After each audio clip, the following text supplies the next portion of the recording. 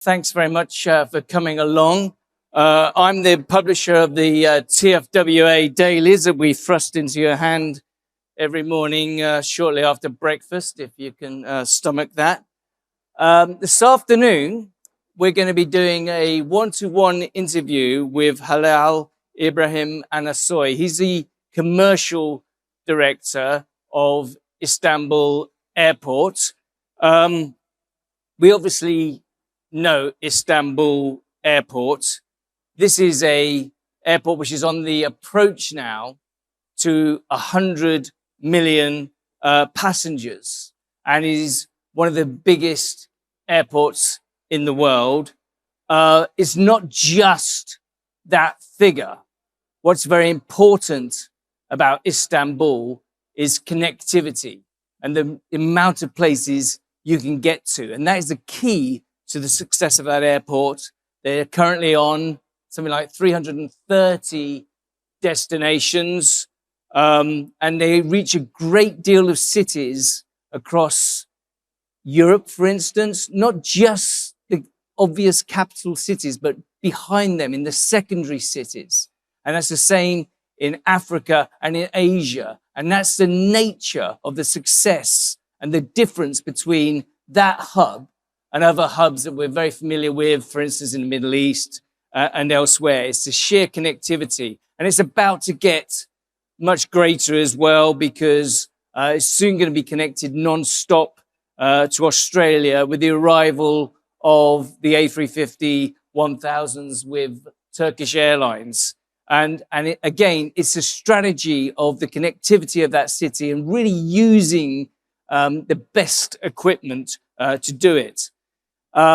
It's continuing to expand a lot. We all know it's a new airport, so it has all the benefits of an airport which was conceived only in the last little more than 10 years, as opposed to all the other airports which might be, 80 years old when they were first conceived. So it's got the benefits of a greenfield site. It's got a 4th runway opening this year. If you remember when Istanbul first started succeeding, it only really had 1.5 runways, because you could only use the other runway when the other runway wasn't being used. So it's heading towards 200 million capacity.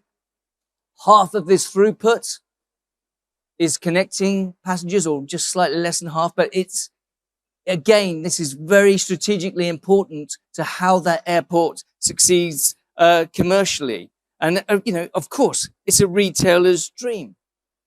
But I don't want to talk any more about that myself. I want someone who really knows what he's talking about. So I'm going to introduce Halil Anasoy. He's the head of all non-aeronautical revenues at the airport. More formally, he's a commercial director. He obviously oversees retail, F&B, advertising. He looks further. He's involved in the airport city. He's even involved in a solar power farm, which is now providing all the electricity to the airport. So the airport's completely driven by these renewable resources. It also powers, I believe, a desalination plant. So all the water provided on the airport and elsewhere.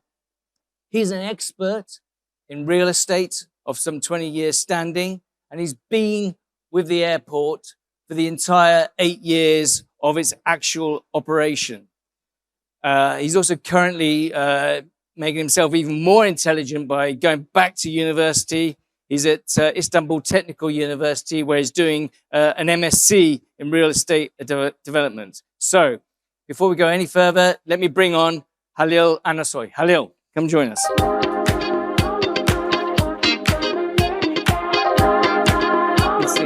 Big seat. Right. Okay. Well, look, thanks very much for joining us this afternoon, Halil. I just want to say I've got a declaration of interest as well.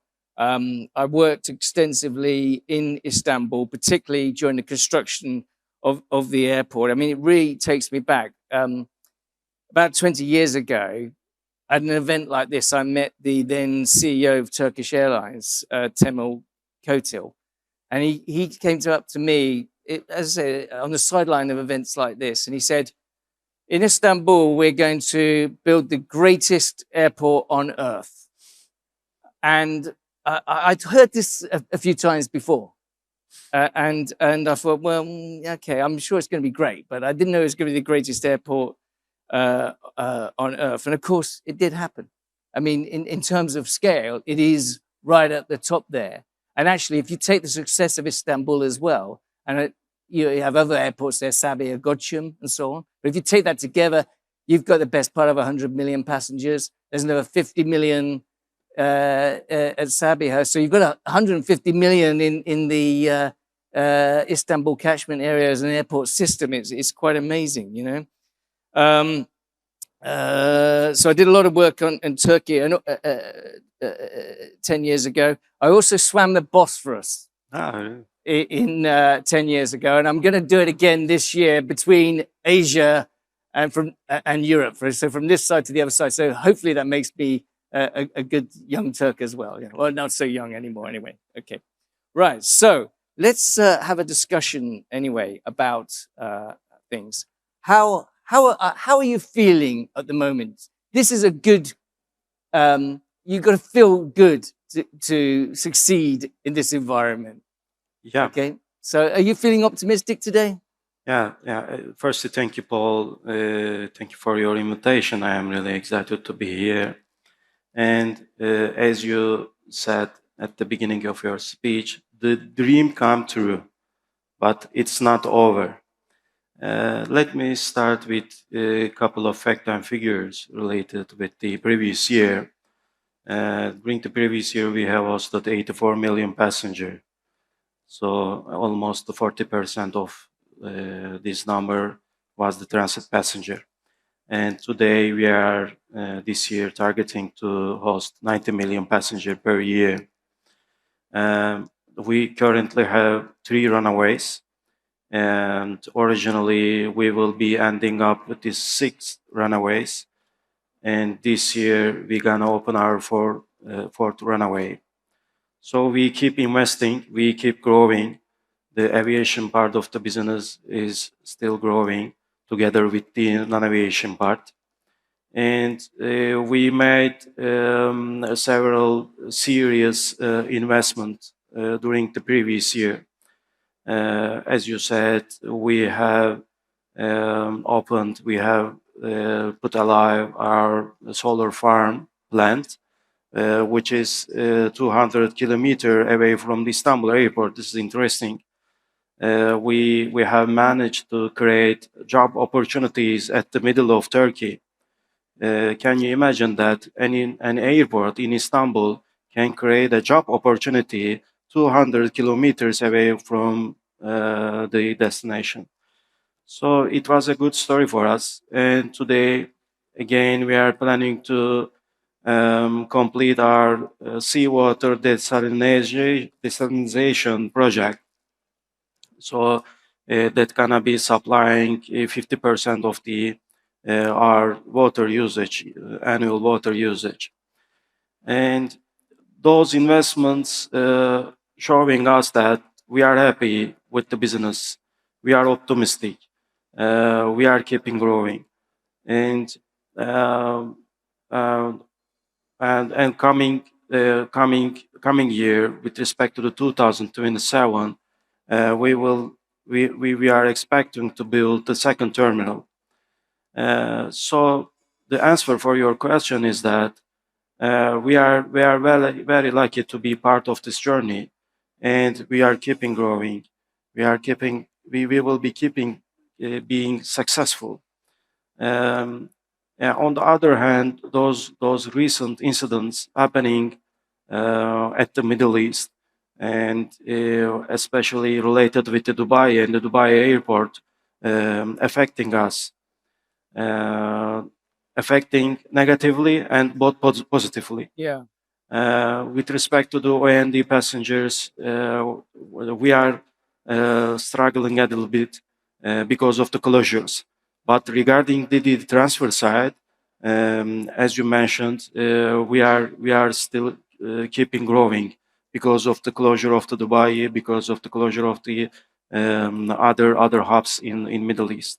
Okay, okay. Well, it's good that you're feeling optimistic, and obviously you got this massive investment going on and continuing the fourth runway. You're talking beyond that horizon as well, second terminals and so on. How you've obviously got a tremendous amount of retail in there. Is the growth sort of mirroring the growth of the airport as well, or is it kind of exceeding that? Yeah, it's mirroring. It's mirroring. Frankly speaking, we saw airport business as a balanced business because we have two revenue types. One is, the aviation. The other one is the non-aviation. In Istanbul Airport, we are keeping growing with respect to the two part of the business. Aviation part of the business is growing, and it's mirroring the non-aviation part. We are observing that the spend per pax is increasing this year because of this transit passenger, together with the aviation part. For example, we were hosting approximately 1,400 flights per day in average. Today, we are exceeding this number with the support of the Turkish Airlines, of course. So we can easily say that the non-aviation business keep going well, especially the luxury part of the business. We have newly opened a Tiffany store, for example. We have newly opened a Balenciaga. So we see that they are not conflicting with each other. For example, Tiffany not conflicted Bulgari, not conflicting with Cartier. It's adding top of the turnover. So this was one of the good news and good sign with respect to the retail part of the business. Okay. And so let's actually let's get down to some real basics of your business. You've got the figure's about 40% transfer, is that right? Yeah, it's 40% transfer. So that's a real dynamic. This is not an O&D passenger. So a lot of these people, when they go to wherever they go to, say, I'm going to buy a souvenir of whatever. These are people who are going to somewhere in Asia, going to somewhere in Africa, or somewhere like that, and you want to get them to spend. Yeah. So you've got to meet those particular dynamics. They're not leaving home thinking they're going to spend. They've got 2 or 3 hours to connect, or whatever they've got to connect. You must have to get those people to spend in a certain way. They're not planning this. They're very, very focused on impulse spending. What sort of things are you doing to get these guys to spend and girls? Sorry. I think this is the biggest deal that we should come over within the near future because the incident shows us that we will keep growing with respect to the transfer passenger. So nowadays we are trying to understand the socioeconomic structure of this transit passenger. For example, we have realized the research together with McKinsey and realized that, for instance, German passengers are planned buyers. German transit passengers are planned buyers. They are buying the things wherever those things are located. So, for example, the gate of the German flights are not matter for us because they have plans and they go there to buy the things that they plan to buy. But, for example, Middle Eastern passengers are not planned buyers. They are planning spontaneously. They are buying spontaneously. So this is why we are trying to show them as much as retail unit than the normal circumstances. So we are allocating the gates considering those facts. Okay, we are targeting to show as much as retail store, for example, to the Middle Eastern buyers rather than the German ones, because German ones are the planned buyers. But we need to capture the Middle Eastern buyers. Of course, this is also related with the APEC nations as well. They are not also planned buyers. They are acting spontaneously. So this is why we are playing with the data right now. We are diving deep into the behaviors of the nations to capture their appetite, to capture their shopping behaviors. And the other thing that we are concentrating on the experiences, of course, because the average transfer time is around 3 hours in our airport, and we are trying to propose the time consuming and the some unique experiences to our passengers. For example, you will be able to explore the different part of the Turkey by using our experience center that we're gonna build within coming months. We're gonna put an experience center within the terminal. There will be 8 different gadgets with state-of-the-art AR glasses, motion-activated vehicles. And when you put your VR glasses, you will be able to visit Anatolian part of the Turkey. We have recorded high-quality aerial videos of the historical places in Turkey. Yeah. So those kind of improvements, those kind of services, we believe that will be increasing the quality of time within our airport. So those are the two major activations and precautions that we have taken with respect to the transfer part of the business. Okay, so you said that it's like an average connection time of about 2 hours, yeah? 3 hours it looks. Yeah, you must be wanting to make that really frictionless because you want to Yeah. get people to be really happy because all that you care about when you transfer is whether you're going to get on the next plane. So you're just desperately anxious about that, particularly if you've not been in the airport before or whatever. And so you just want to, if you want to get that person to spend, they've got to be more relaxed and happy and know they're secure and they're going to get their next flight. So you must be really concentrating on making the journey as frictionless as possible, yeah? Or the 2 hours as frictionless. Yeah, sure. We are again dividing the frictionless mean into the segments, because frictionless meaning different thing for you and different thing for me as well. Again, this changes between the nations and between the generations as well. For example, Gen Z, they are very flexible generation. So they don't mind if they are late to their flights and so on. So we are taking different precautions for the Gen Z, and we are taking different precautions for the European nations, because they are disciplined. They need to be there on time. So we are again playing with the data to propose different solutions for this frictionless issue. We are investing in our mobile application. We are sending push notifications for different profiles within different frequencies. So yes, you are right. They need to be feeling comfortable if we are targeting to let them spend within our roof. Okay. And then we talk a lot about, you're saying about comfort, and about, we talk a lot in this business about being experiential and having a good experience. So obviously shopping is one thing, getting people to buy stuff is great. You must have some really good experiences as well. You got a hammam there, a Turkish bath and that sort of thing. So you're giving people plenty of things to do, yeah? Yeah, sure. For example, let me mention about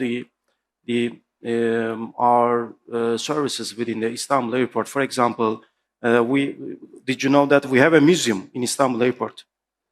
Museum, yeah. We have over 200 items historical items Yeah. that are coming from the near history of the Turkey. So again, we have Turkish baht there, Yeah. ambassadors. Yeah. So those are the local And flavors. that's getting a lot. People are. It's getting a lot of use. Yeah. Yeah, those are the local flavors that are attracting people's interest. So regarding the museum part, we really see the huge food flow there. So it's also supporting the business located within the close vicinity of the museum. So all the science shows us that um, keep proposing unique experiences to your passengers. Let them keep comfortable within the terminal and provide them unique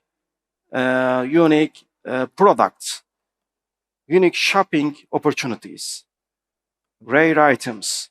Those are the keywords for the today's retail atmosphere. Okay, and there was another thing. I think we were talking yesterday. You were talking about a product that you were going to introduce. Is it Urgur or something? Okay, Yeah. the Turkish name is Uçur. Okay. Yeah, it's related. It's a kind of Uber Eats, let me say. We are a huge terminal. We have approximately 1 million square meter under one roof. So we have different peers. And of course, we are not proposing the same F&B opportunities within this under 1 square meter. So this project, this kind of Uber Eats project, will let our passengers to make orders within the different locations of the airport terminal. So you can order your meal from the center of the terminal when you are at the 5th pier. So someone will be bringing your meal to your gate. So those kind of activations, we believe that will be helping our transfer passenger feel comfortable because they don't want to leave from their gates. They want to keep the gate firmly, but on the other hand, they want to spend. So we are trying to bring the opportunities to their gate, like Uber Eats. And when's that going to be activated? I think within this year, we are planning to activate because there are lots of IT stuff that needs to be done.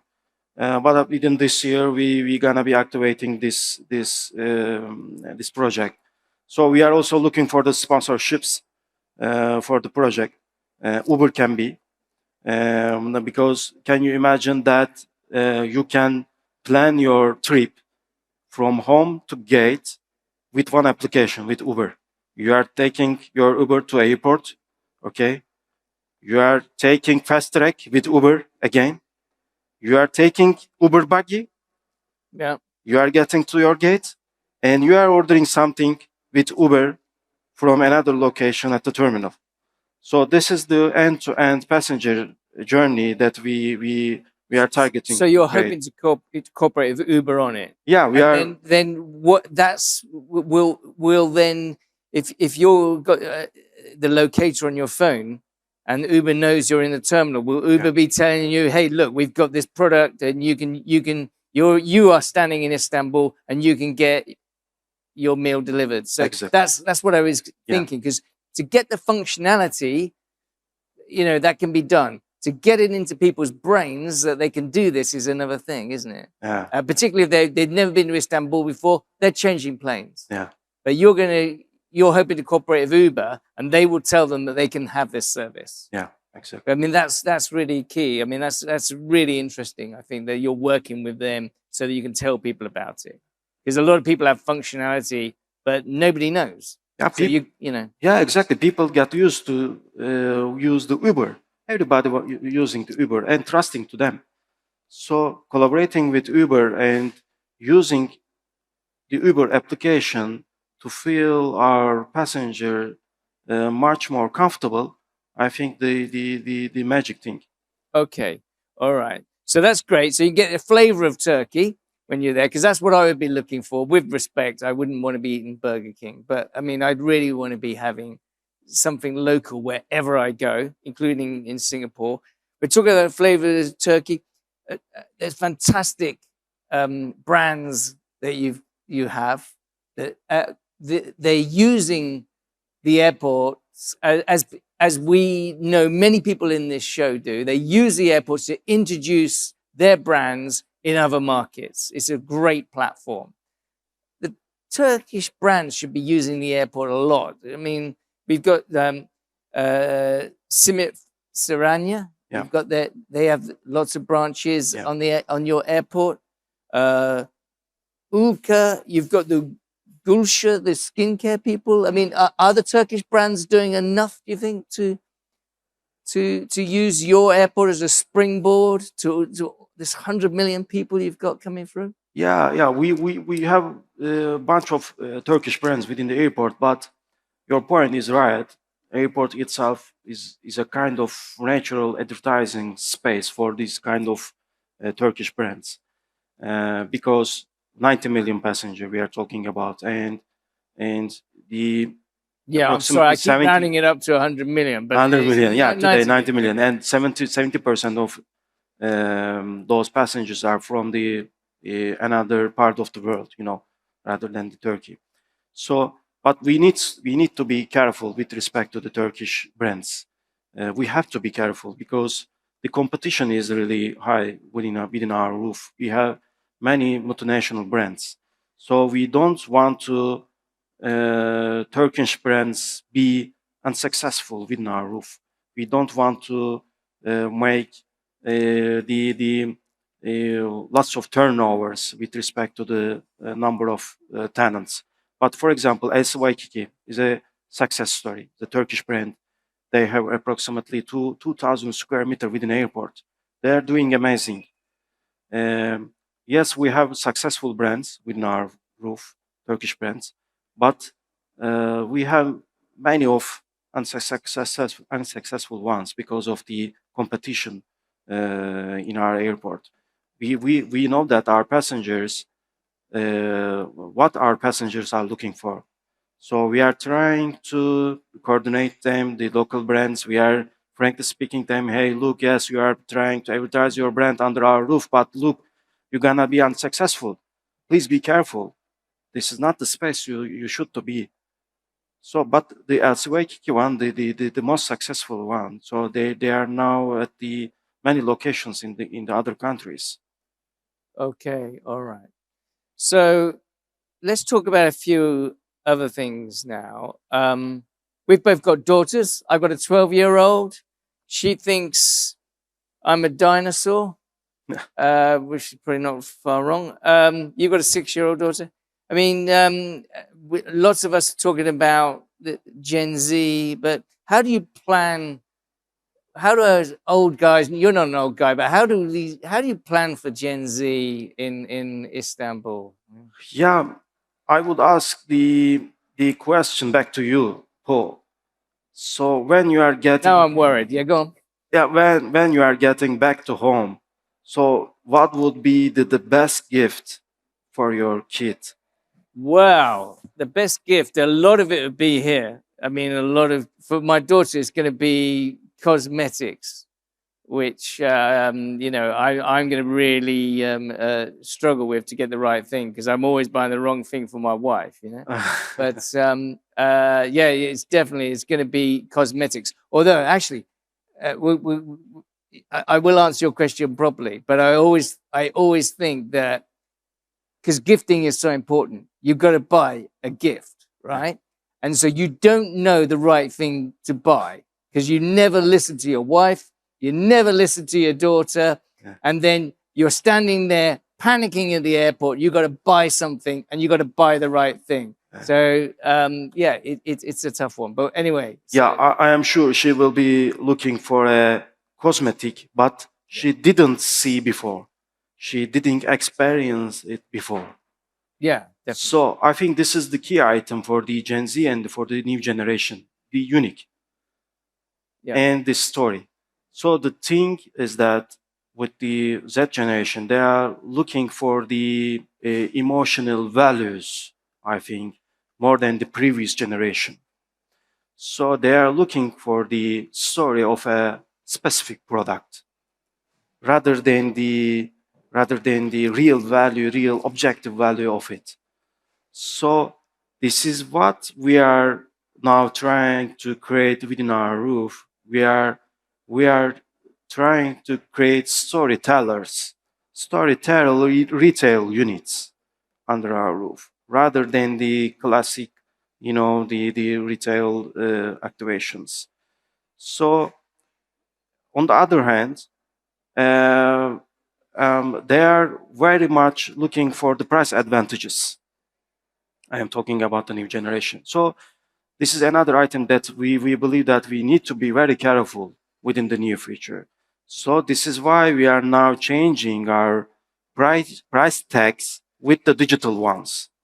We are checking our prices 2 times in a month, and we are comparing them with the other destinations, with Schiphol, with Heathrow, with Dubai Airport, and we have a price crawling system, and we are managing our prices every month. So we are changing the price tags. We are trying to be the at the median of those airports. So again, the two things: the price sensitivity will be much more important key player within the coming future, and the other thing is the local flavor and the experience and the story of the items. So those two things will be playing the key role within the near future of the retail ecosystem. Right. Okay. Well, look, I need to move things along a little bit. I'm going to ask you just a few more sort of wider questions quickly. You talked about your optimism at the beginning. You've been a safe harbor in Istanbul. I think that's how it's described with the Middle East conflict. Do you think the bounce back when it comes will be bigger in Istanbul than it is elsewhere? The bounce back is what they talk about in the UAE, for instance. What do you think? The bounce back's bigger in Istanbul? More opportunities for you? Yeah, frankly speaking, of course, you can imagine that our plans was not based on the closure of the Dubai, and our plans was not based on the Ukrainian war or the Middle Eastern war. So I don't think that we're gonna experience a huge bounce back, because we are not at the bottom of the No. bottom of the business. So meaning that there is no space to make a huge bounce back, because the Dubai proposes, let me say, or the Middle Eastern countries or Middle Eastern hubs proposes apple, we are proposes peach. So you cannot get the same taste from those two fruits. So when the things come calm and the war is over, okay, we will be keeping the proposing the peach. So at the end of the day, we will be keeping moving. We will be keeping to realize our investments. So frankly speaking, we don't care what the incidents happening in the Middle East with respect to the business side. Okay. All right. Well, that's good to know. And so, yeah, you're not going to be bouncing back because you're not even near the bottom. I mean, we know that you're absolutely thriving. In terms of thriving, you've got the new Australian routes as well, and that's going to make it really interesting because obviously at the moment Turkish Airlines is one stop in Kuala Lumpur, and now you're going to be very much more compared to, say, for instance, Dubai or somewhere like that, because you can one stop from Europe to Australia. So Yeah. you're going to really benefit there. Are there other route opportunities as well that you think will come with the A350 1000s? Yeah, sure. Because we are really paying attention to the APEC passengers. They are within the 5 best shoppers in our airport. So with respect to the spending numbers, spending power, and we have increased our frequencies between China mainland to Istanbul, and we have doubled our frequencies from China. And together with Turkish Airlines, we are targeting to penetrate Indian market, and together with the Australian market as well. Because frankly speaking, the almost everything is done with the Europe. So we have hugely penetrated that part of the business, that part of the market. But we see the huge potential at the far eastern part of the world. When you look at the population over there, and unlocked population, and half of them approximately have not realized an abroad trip yet. So there's a huge potential at the far eastern part of the world. So we will be increasing the frequencies, we will be increasing the connections between the Australia, India, Yeah. and Okay. together with the Malaysia. So those ones are gonna be the key markets for us within the near future. Good. Well, I'm looking to go to Australia at Christmas, so I'm going to be looking at those new services. We're getting tight on time. I'm going to be quick now, so we need some quick answers. This is a trade show. You've been going around. Are you been looking for anything in particular? Something that you need in Istanbul that you don't have, or something that you don't even know that you're looking for, but you found it here? Anything like that? Yeah. Finally, as I said, this is the reason why I am here is the APEC nations are really important for us. So I am here to explore the exact needs and solutions for them. And what are we looking for? We are looking for the special technological solutions for data analytics, together with the for the another part of the business, together with the hybrid retail and the F&B solutions. Yeah, can you imagine a Lego lounge?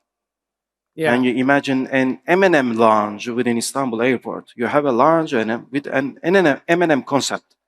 So those are the things, and those are the targeted experiences that we are looking for today. So those are the sort of things you've got to be those kind of things to be your partner. That, or you don't know. Yeah. I'm sure you can do other stuff, but that's the thing that you're getting excited about. Yeah. Okay. All right. So we're both leaving the airport tomorrow, I think. What are you going to buy? Are you going to buy something that you don't buy at home, or what are you looking for? Yeah.